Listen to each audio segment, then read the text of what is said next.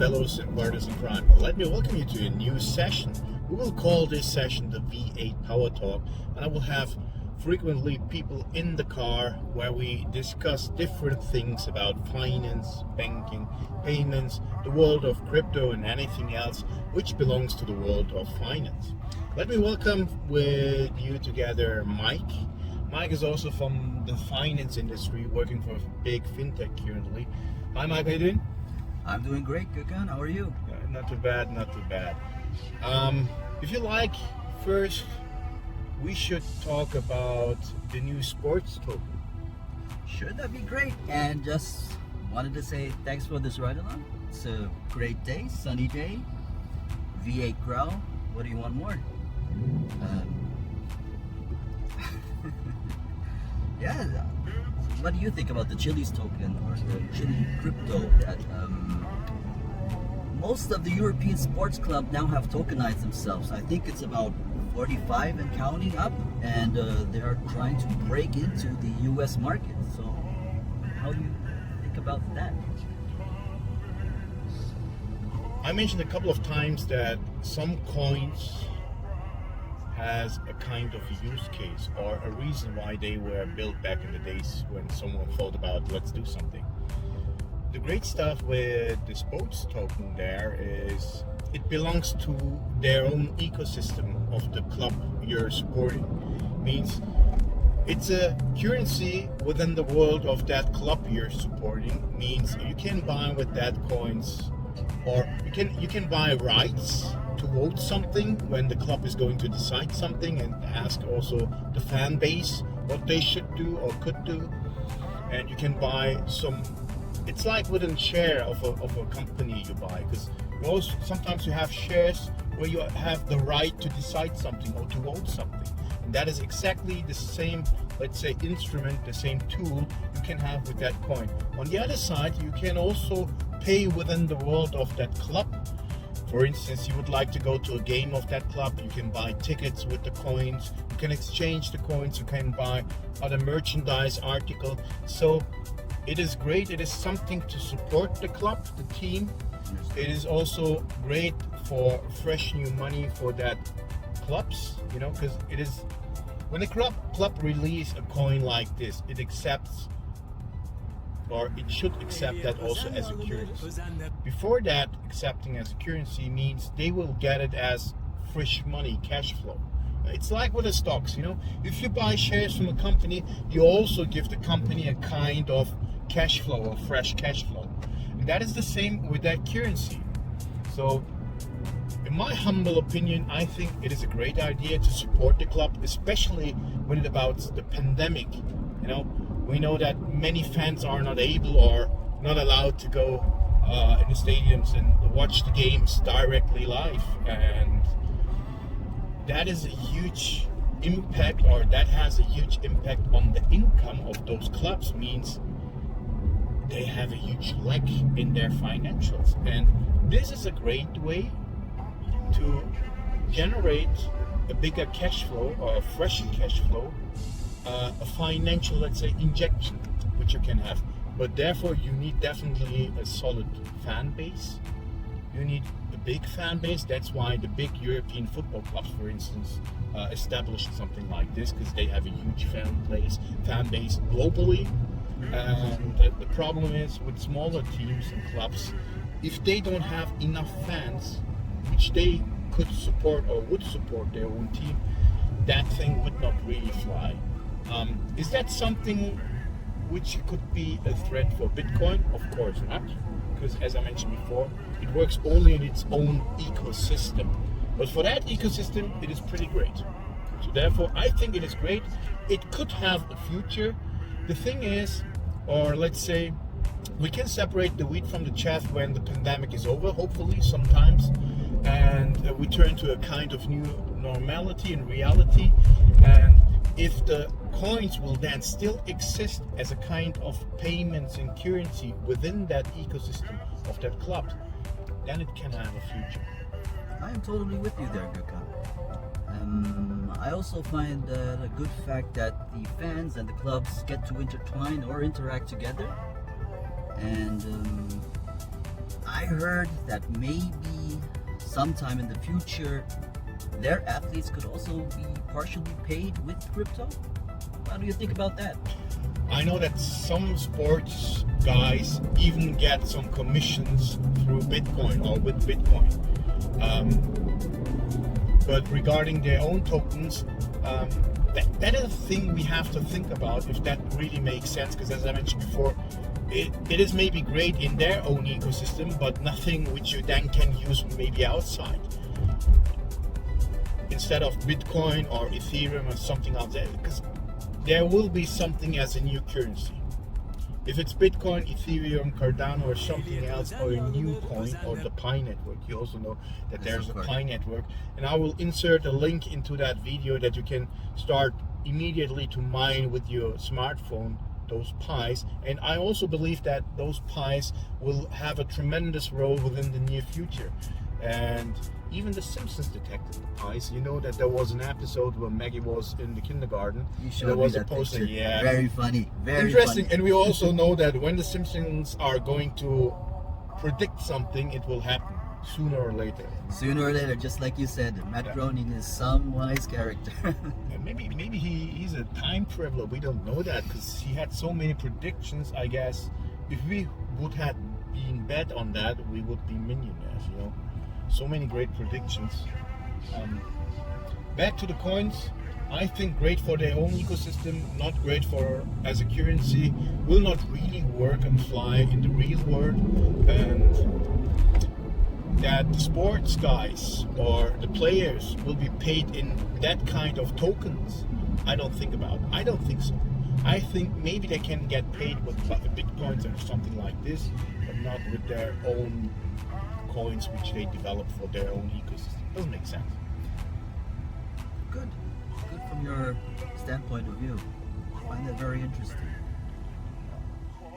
So here I got another topic for you, good Khan. What do you think about the big dip that happened with BTC? Yeah, we had nearly, or maybe approximately more than 10% dip again this week. The problem with BTC currently, or still, is you have a high volatility there because it is still a financial instrument. But if you also have a look on other share prices like Tesla, Neo, Plug, and someone else's, they also had huge drops this week. And the thing is, they also have a volatility, but it is not shown like it is with BTC. So back to the thing with BTC, Bitcoin had to drop because some options will end this week. And the problem with options is, or short sellings is, people bet on prices.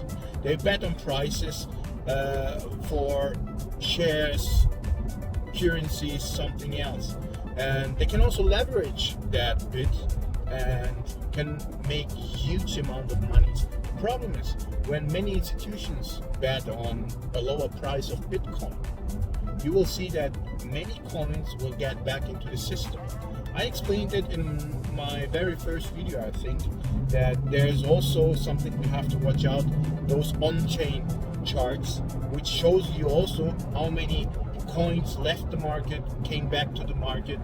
And another thing which impacted totally this week's price about Bitcoin is that many Americans didn't use the stimulus checks which they get last week to buy Bitcoins. The problem is, you know, people have to pay bills and invoices, and many folks needed that money to pay their bills.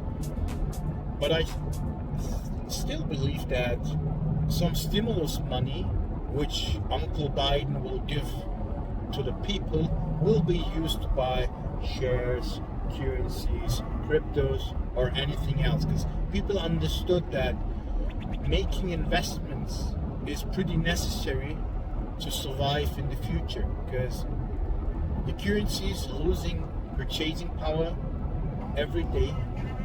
We will have a bigger inflation, but it's not going, or let's say it will not be shown as it is to us. That is another problem. It's not always those 2 or 3 or 4%. It's much more. But the problem is they do financial engineering with the numbers. They do a little bit makeup and lipstick on the pig and show to us some numbers which doesn't cover the reality. That is another problem. that is also a good thing about when you talk about shares. What are your 2 cents about Robinhood taking on the IPO that partially the average Joe, like you and myself, could actually take part in the IPO process with Robinhood? What is actually, let's say, 50-50 for us, because in Germany Robinhood is currently not available, but for the whole world, possibly. No, I guess in some European countries it is currently not available. It has maybe something to do with the regulation over there, but I guess the offering of Robinhood that we can also participate in an IPO is pretty great, because unfortunately it was always reserved for the guys from the Wall Street or the stock exchanges. Means even for institutional investors or other hedge funds or something like this. It was never for retail clients like we are, as you mentioned, as the average Joe. But participating now in an ICO is pretty great, because, for instance, Coinbase is going to do an ICO, and I think when we have the chance to invest in that IPO, we can make a huge amount of money out of that. Previously, we were not able to do that. Now with Robinhood, you're able to do that, and you should take definitely always the chance to participate in an IPO, especially in the early days, because there's a valuation of that company, and there's also a price where they start. And mainly in the first days, they will have huge rises in the prices. Means you can make a lot of money out of that. But you have to be careful. That price will be, let's say, there will be a correction of that price immediately after a couple of days, and the prices will fall. Means you have to be a kind of day trader when you participate in that ICO stuff or the IPO stuff. Because at the end of the day, there's also a kind of IPOs where you try to go to the stock market and release your company in the stock market. I also think that Robinhood is doing a great job. We saw with the Reddit guys what they do with GameStop and also other companies, that we have to do something, because the financial market was always manipulated by the big guys, always. And I guess currently it is the most manipulated era in financial services or in finance than ever. And that's why we also have take some actions there, and that's why I called out in my last video, we need power to the people. That means power to the retail investors, and that's why you guys should take care of yourself with finance and invest in shares, in cryptos or something else. Again, that is not a financial advisory. I'm not your financial advisor, neither Mike is your financial advisor. It's just a kind of recommendation which we gave to our buddies. And do yourself a favor and look behind the scenes when you're going to invest or have an interest to invest, not only in shares, because there are also some life insurance and other insurance where you can spend your money, but you have to understand what those guys are paying you back as an interest for your money, what value your money will have in the future. Just to give you an example, in Germany, one of the biggest insurance company called Allianz told their clients that 90% or let's say 10% of all the money which the clients will pay in the life insurance will be not counted for the long term. Means 10% are gone, are deleted. Only 90% of the whole money you paid in that life insurance will be counted for the future, and you will only get interest for the 90% of all the money you paid in there. So that's a mess, to be perfectly honest, and they screw their clients, if you ask me. That's why it is necessary to understand all the things you're going to do. Read the contract, read what interest those guys will pay you in the future, compare that also with other financial instruments, and make your own decision over there. That's good insight. Actually, about 10% in the future. Didn't you know that? Well, I heard about it, but I thought it wouldn't get through or something like that. Yeah, the problem is, we also have some folks, some friends of ours who work at an insurance company, they always explain, come on, you have to close a life insurance, it is save money for you. But interestingly wise, the rates are so small, so tiny, means I could not even cover the purchasing loss of my money with that interest those guys are going to pay for me when I close the life insurance for the next 20-25 years. I could park the money by side, maybe it could have the same value than the life insurance has. So that's why it's not really a great financial instrument. And I don't think that many insurance companies or people in insurance companies will have their jobs, because I explained something about embedded finance in one of the last videos, and how embedded finance will also change the world of traditional banking and our financial behavior.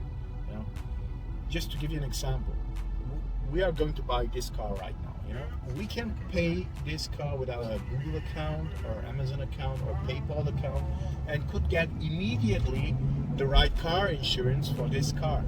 You know, that is embedded finance. I don't need another guy from the insurance company. I don't need another guy from the bank. I can do it maybe with my Google account, as I mentioned before, or a PayPal account. That's great also, just to get it a bit faster and actually leave out the middleman then. And that's it, you know, leave out the middleman. You know, you don't need an intermediary anymore. I don't have to pay those guys. The problem, especially with insurances, is the first year is totally for free because you pay your rates there, but it will not count to your contract. The contract starts after the first year, because you have to pay the sales guy, you have to pay the administration, you have to pay for the contract, etc., etc. It means the money you pay always in the first couple of months, or maybe in the first year, is gone with the wind. And that is the problem with insurances. Yes, of course, you also have to pay some amounts, fees, when you do some investments. But the great stuff is, you can cover that loss immediately when the shares, the currencies, the coins, something, anything else raises in their value immediately, you know? Your money works immediately for you when you invest it. Compared to insurances, your money will be parked by side. First, you have to pay the costs for the insurance, and then it will be counted with the interest. And that's not good. That's why I don't like insurance companies. I don't like the financial instruments those guys are using there, because at the end of the day, they do the same like you could do when you invest in shares, because they take your money, they have a huge fund, invest maybe also in the S&P 500 stocks or someone else's there, maybe in the DAX or the NASDAQ. But that's the same you could also do with avoiding paying too much fees. Yeah? So guys, take this as a lesson, because as myself, just try to take your financial world or your financial future in your own hands. We get the information right now with the internet, what was not like before on hand, let's say 10 to 15 years ago, that was not spread out. So take all this, sum it all up, absorb it as a sponge, and you should be able to handle your own financial future now. So Gökhan, now that we are on the highway on this ride along, that is a bit more smoother, what do you think about Tesla accepting the Bitcoin currency and not a currency as the dollar or the fiat currency? It is pretty interesting, and it is the right thing, because what you mean is they don't change the Bitcoins they are going to accept for the cars into a currency, any currency. That's the right thing, because Bitcoin has an own value, and it doesn't make sense to change it into any currency. The problem with the currencies is, and that's what mainstream is not going to tell you, is we have always a purchasing power loss there. The thing is, with Bitcoin, the more people Bitcoin buy, the more the value is going higher and higher. So I don't think that Bitcoin will be the global currency or something like this. I think that Bitcoin is going to be a store value. That is also my opinion on that. You know, that's why it makes no sense, and I think that's why also Elon Michael Saylor and every other institution who's going to invest into Bitcoin has understood perfectly is why you should change your Bitcoins into any currency there, because you know it will be a store of value.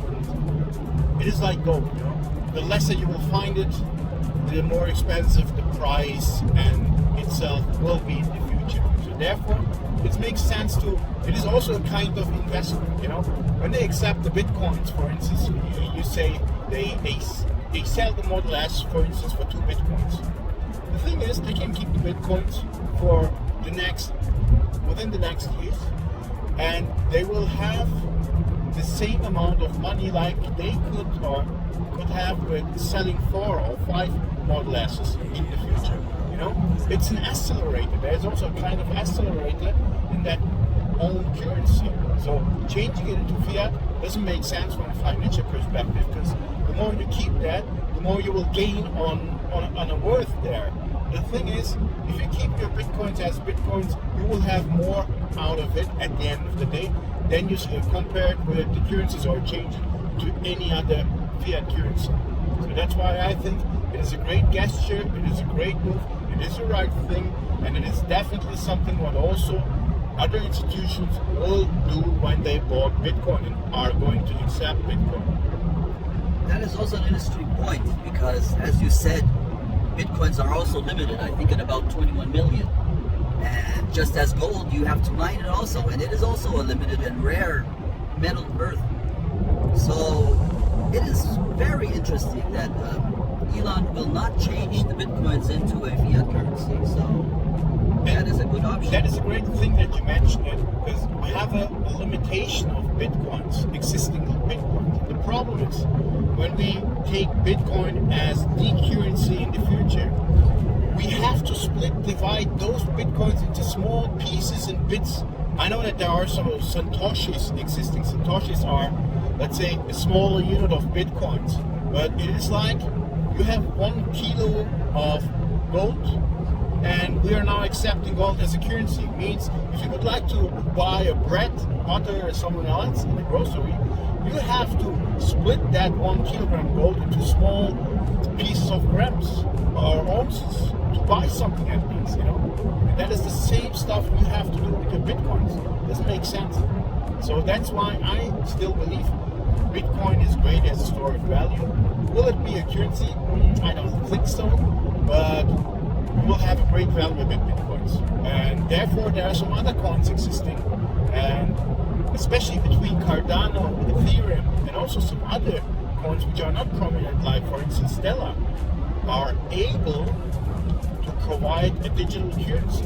And the thing is, what we don't know in the mainstream, or what we don't hear in the mainstream, there are some countries who try to do something as a digital currency and will use the Ethereum network or the Cardano or the Stellar network, you know.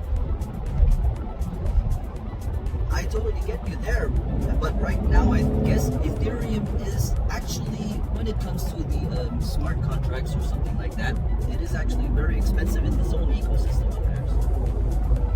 So what do you think? Will Ethereum try to patch it up and try to get it better and cheaper than Stellar, or maybe Cardano, let's say, in fact?